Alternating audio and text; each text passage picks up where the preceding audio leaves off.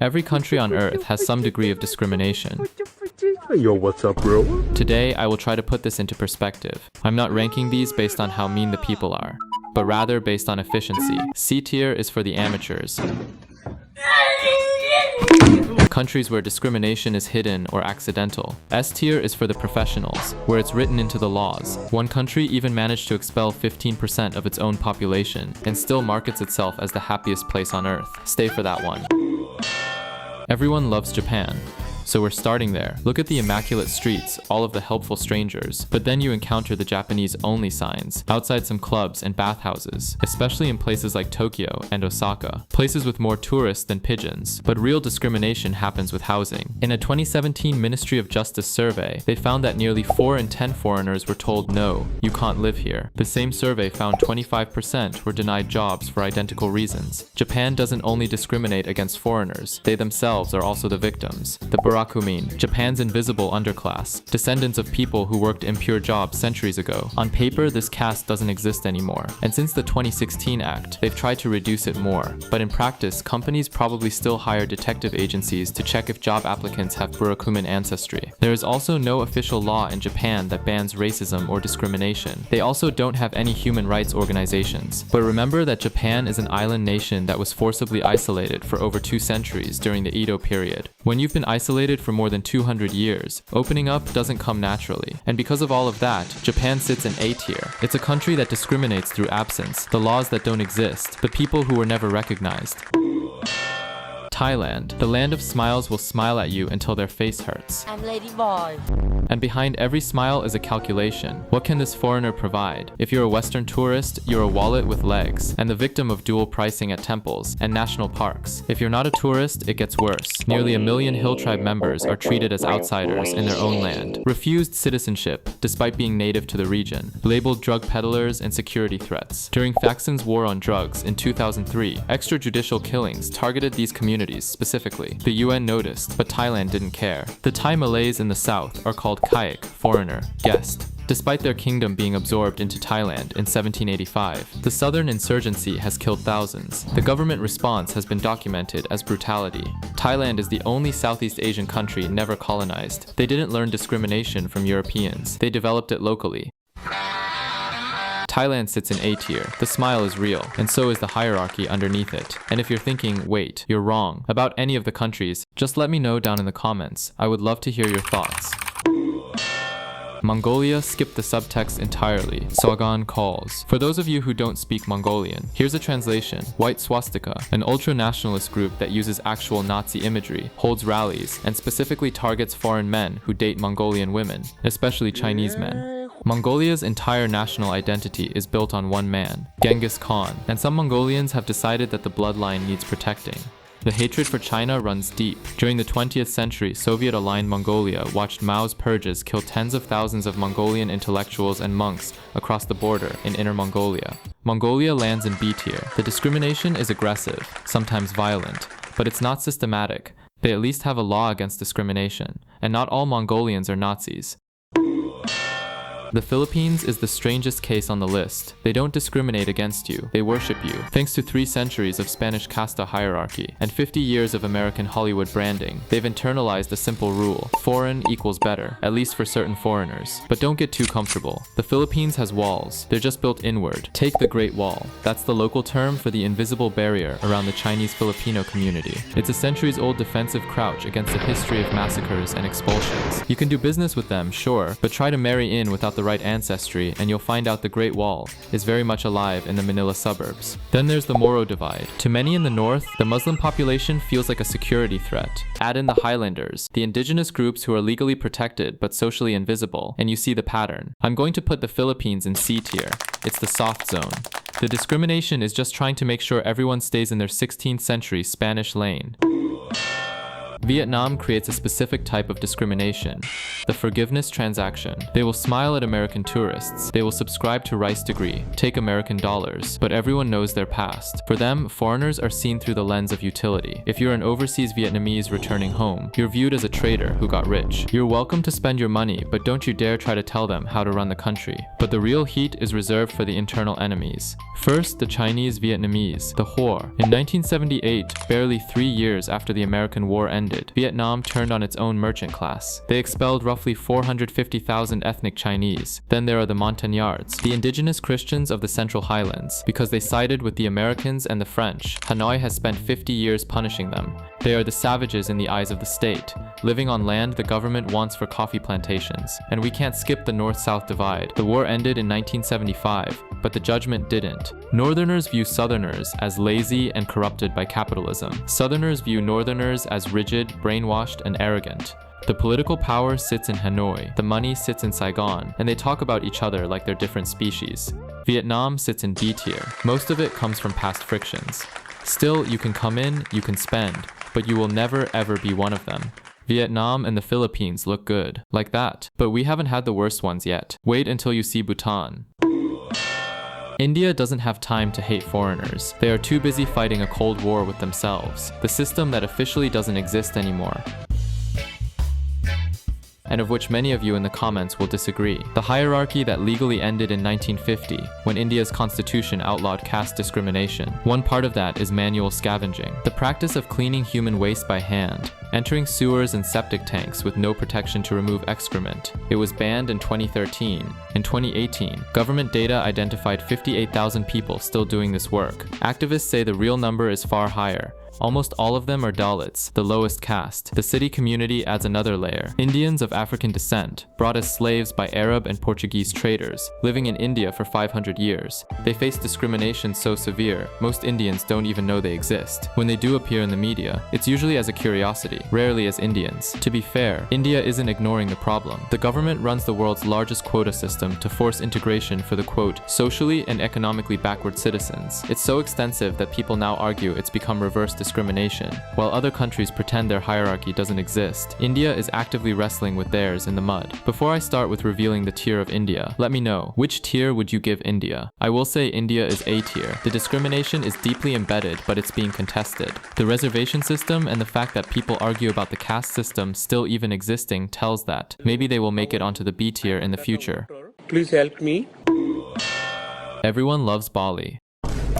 But Bali isn't really Indonesia, it's the Hindu exception. The real Indonesia is a sprawling empire of 17,000 islands, held together by Javanese military power and a very fragile peace. And that peace has two massive cracks in it. The Chinese Indonesians make up about 3% of the population, but control a huge chunk of the private economy, and Indonesia never lets them forget it. Every time the economy crashes, the finger gets pointed at them. In 1998, during the Asian financial crisis, that resentment exploded. Mobs targeted Chinese neighborhoods in Jakarta. Today, things are calm, but it's a nervous calm. Many wealthy Chinese Indonesians still keep a go bag ready and money in Singapore, just in case. But if you want to see pure, unadulterated racism, go east. The indigenous people here are Melanesian, black, Christian, and culturally distinct from the rest of the country. They are often called monkeys. That is a literal slur used by soldiers. The Indonesian military runs the region like an occupied territory. Indonesia spent 300 years fighting Dutch colonization, only to turn around and do the exact same thing to the Papuans. Thank you. Thank you. Titan has freed us. Oh, I wouldn't say free. More like under new management.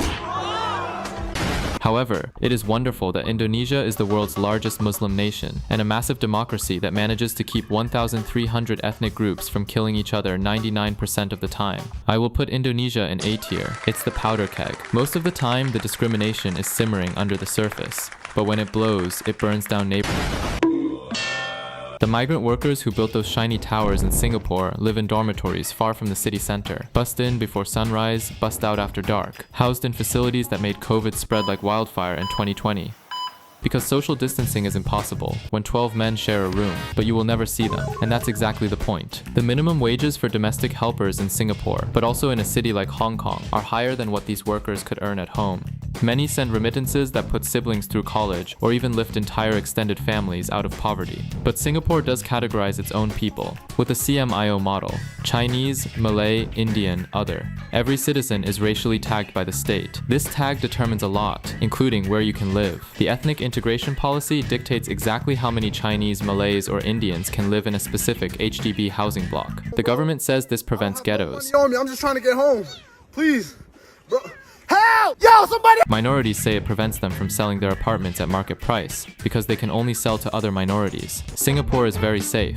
The government argues that these tight controls prevent the kind of racial riots you see in the West or Malaysia. And there is still debate about the CMIO model, indicating that it may not last forever. I almost put Singapore in S tier, but wait until you see what S tier actually looks like. Singapore is A tier, systematic in some sense, but not the worst. Not even close.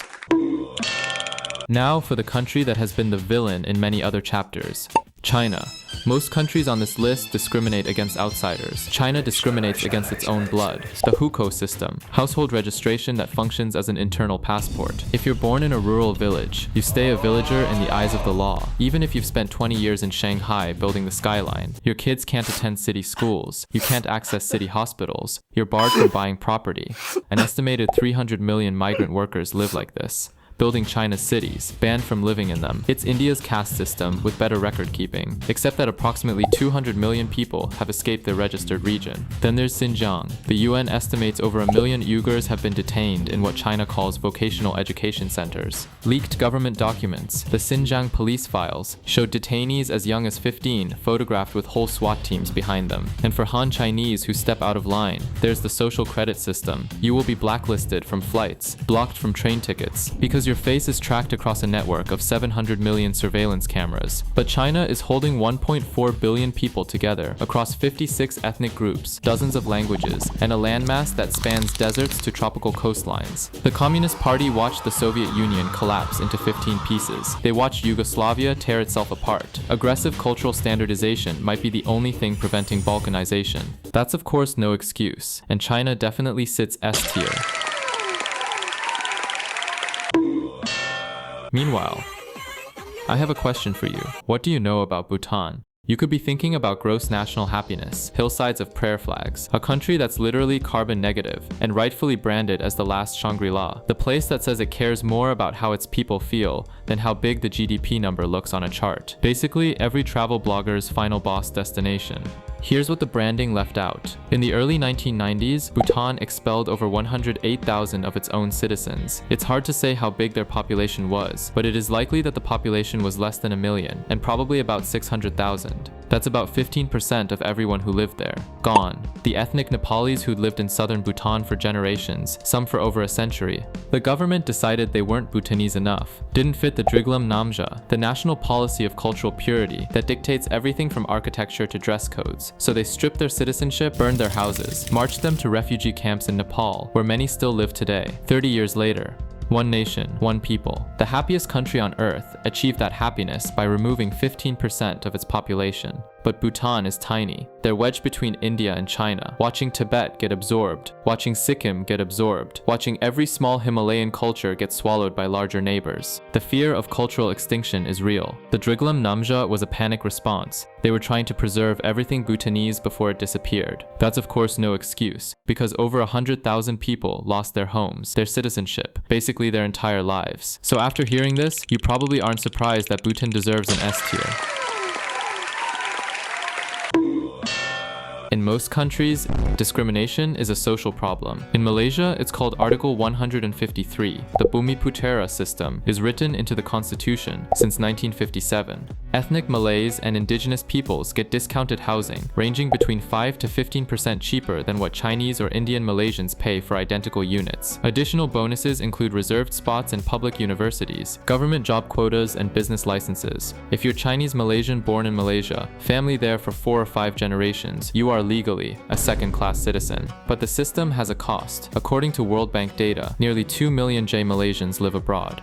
A disproportionate number are ethnic Chinese and Indian professionals escaping the quota system. They're leaving because Malaysia's constitution tells them they'll never fully belong. Singapore is the primary beneficiary of this brain drain. Every doctor, engineer, and entrepreneur who leaves is a loss. Malaysia chose to accept in exchange for ethnic hierarchy. And for everyone who speaks up, the red shirts will find you. Malay supremacist rallies that exist specifically to remind non-Malays who this country belongs to. When Malaysia gained independence, ethnic Chinese controlled most of the economy, despite being a minority. Ethnic Malays were largely poor, but politically very powerful. The 1969 race riots killed hundreds and traumatized the nation. The Bumiputra system was the compromise. Malays get economic advantages, Chinese get to keep their businesses. Everyone stops killing each other.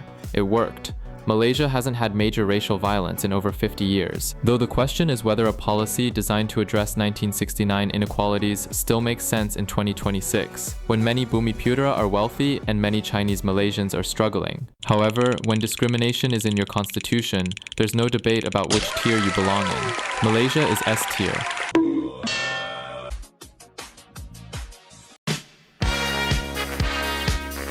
One country looked at every form of discrimination on this list and said, why pick just one? South Korea went from dirt poor to richer than Japan in 30 years. Somewhere along the way, they decided that looking down on anyone poor was proof they'd made it. And here's how you know it's not about culture or race. North Korean defectors. They share the exact same DNA, same language, same 5,000 years of history. They escape one of the most brutal regimes on earth, expecting the South to welcome them. Instead, 1 in 5 reports direct discrimination. Their unemployment rate is double the national average. Their wages are 16% lower. Some train themselves to lose their accent just to survive. They literally erase their own voices to avoid being mocked, all just because they're poor and from a failed state. South Korea still has no anti-discrimination law. They've tried to pass one, but it keeps getting blocked, mostly by Christian groups who worry it might protect LGBTQ+ rights. Because South Korea doesn't have any laws against discrimination and their stance towards people of their own DNA. South Korea is placed in the S tier. I made a full video breaking down South Korean discrimination. Links here if you want the deep dive. So there you have it, all countries ranked on the basis of their discrimination. I hope you were able to take it with a grain of salt. And like I said, if I was off, just let me know, down below.